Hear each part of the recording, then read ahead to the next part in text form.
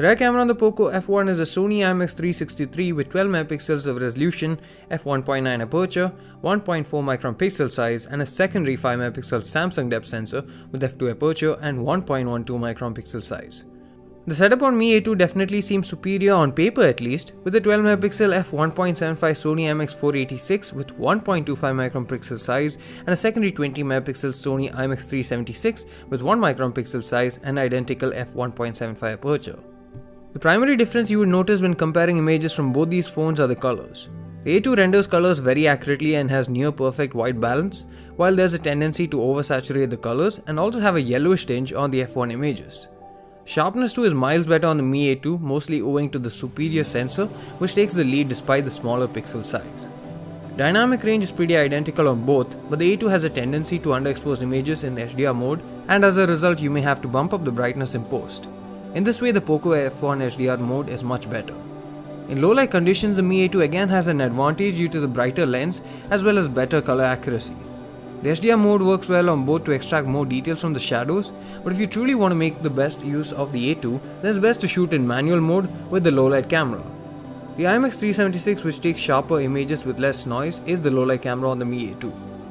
Coming to the portrait mode, you'll notice a huge difference in sharpness owing to the superior depth sensor on the A2 that provides better details and depth information to the cameras. The colors are also much better, and so is the edge detection. The advantage of the F1 is that it has slightly better dynamic range that keeps shadows and highlights in check compared to the Mi A2. The front-facing camera on the Mi A2 is a 20 megapixel Sony IMX376 with f2.2 aperture and 1 micron pixel size, while the Poco F1 has a 20 megapixel f2 Samsung sensor with smaller 0.9 micron pixel size. In good lighting conditions, both the cameras perform practically identically.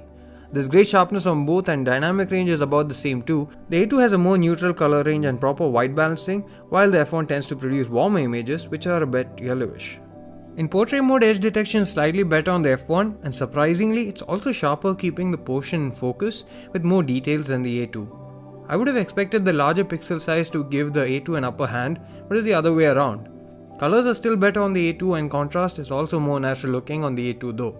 Lastly, in low light, again the Poco surprised us with a sharper image and also one that had better edge detection compared to the A2, which clearly has a superior camera sensor despite the smaller aperture. Xiaomi mentions that it uses pixel binning technology on both, which converts 0.9 micron pixel size to 1.8 on the F1 and 1 micron to 2 on the A2, but the results show F1 is better.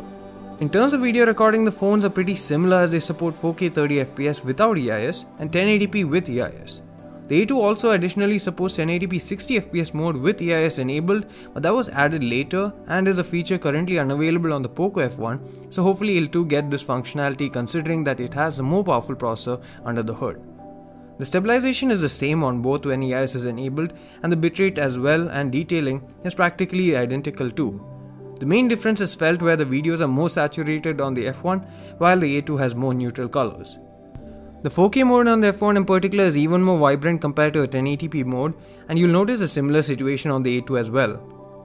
The front-facing camera lacks EIS on both, but again the more natural colors on the A2 gives it the lead. So this is 1080p video coming from the front-facing camera of the Poco F1 at 30fps. There's no EIS on board, so you'll notice some slight shakes and jitteriness. But let me know how you guys find the sharpness, the dynamic range, the overall video quality, and even how well it's picking up my voice in this particular scenario. This is the front-facing camera of the Mi A2 capturing 1080p 30fps video. Let me know what you guys think about the overall sharpness, the dynamic range, the video quality, and how well it's picking up my voice in this particular scenario. There's no EIS enabled, so it'll be a bit shaky, but hopefully it'll still be pretty decent for an output through the front camera. The Poco F1 is a surprising smartphone when it comes to the camera setup. Despite seemingly lower end parts being used, it manages to match or surpass the A2 in some parts, most probably due to the more